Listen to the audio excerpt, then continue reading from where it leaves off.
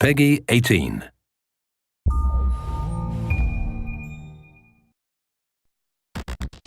In 2001, a real-world exercise tested the emergency response to a bioterror attack on the continental United States.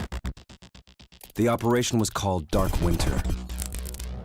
Within just a few days, the simulation spiraled out of control. The operation predicted a rapid breakdown in essential institutions, civil disorder, and massive civilian casualties. Dark Winter has revealed how vulnerable we've become. Our lifestyle, our security, our safety depends on a delicate and unstable economy. We've created a system so complicated that we no longer understand how to control it. Oil, power, shipping, transport. We live in a complex world.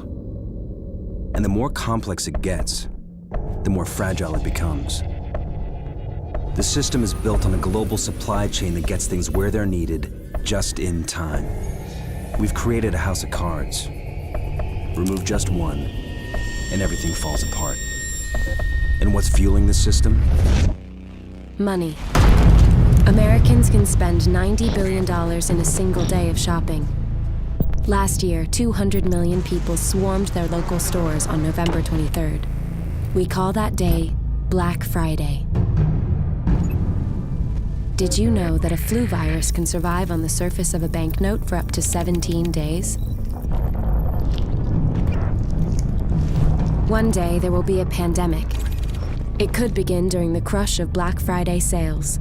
A pathogen will jump from tainted banknotes to human skin, onto food, toys, children, and loved ones. By the time patient zero feels the first sore throat, millions of people will already be infected. From this point, the breakdown will happen fast.